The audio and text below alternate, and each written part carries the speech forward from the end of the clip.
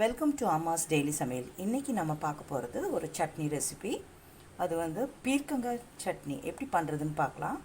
பீர்க்கங்காய் தோல்லையும் தனியாக ஒரு சட்னி பண்ணலாம், ரொம்ப டேஸ்டியாக. அது இன்னொரு நாள் நான் போடுறேன். இப்போ வந்து ஜென்ரலாக பீர்க்கங்காய் சட்னி எப்படி பண்ணலான்னு பார்க்கலாம். ஃபர்ஸ்ட் ஒரு கடாய் எடுத்து வச்சுக்கோங்க. 2 டீஸ்பூன்ஸ் எண்ணெய் விட்டுக்கோங்க.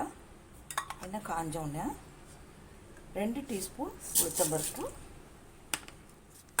1 டீஸ்பூன் கடலைப்பருப்பு, ரெண்டையும் நல்லா பொன்னிறமாகிற வரைக்கும் வதக்கிக்கலாம். உளுந்த பருப்பு நல்லா வதங்கிடுச்சு. பூண்டு ஒரு 4-5 பல் போட்டுக்கோங்க. இந்த சட்னிக்கு பச்சை மிளகா தான் எம்மையாக இருக்கும். 4 பச்சை மிளகா போட்டுக்கோங்க. வெங்காயம் போட்டுக்கோங்க.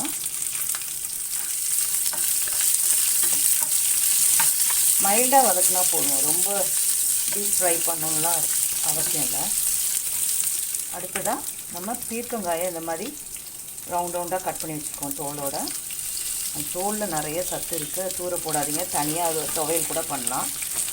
இந்த மாதிரி ரவுண்டாக கட் பண்ண பீர்க்கங்காய், ஒரு ஃபுல் பீர்க்கங்காயை நான் வதக்குறேன். அட்லீஸ்ட் ஒரு 3 to 4 மினிட்ஸ் நல்லா வதக்கணும். இது கூடவே கொத்தமல்லி, தக்காளி, டிஷ்ஷுக்கு தேவையான அளவு சால்ட்டு, ஒரு சிட்டிகை பெருங்காயம் போட்டு வதக்கிட்டு மூடி வச்சு ஒரு 3 to 4 மினிட்ஸ் குக் ஆகட்டும். அதுக்கப்புறம் அது ஆற வச்சு மிக்சியில் அடிச்சுட்டு தாளிச்சிட வேண்டியதான்.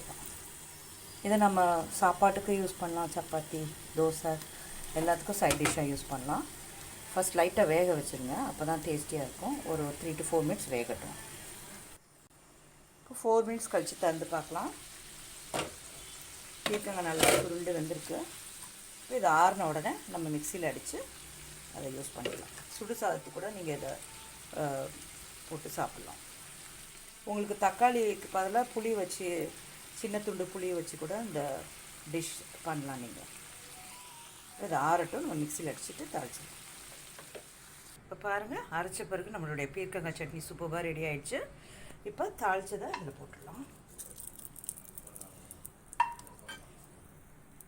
அட்டகாசமான டேஸ்டியான பீர்க்கங்காய் சட்னி ரெடி. உங்களுக்கு இந்த வீடியோ பிடிச்சிருந்ததுன்னா என்னுடைய சேனலை லைக் பண்ணுங்கள், சப்ஸ்கிரைப் பண்ணுங்கள், கமெண்ட் பண்ணுங்கள், ஷேர் பண்ணுங்கள்.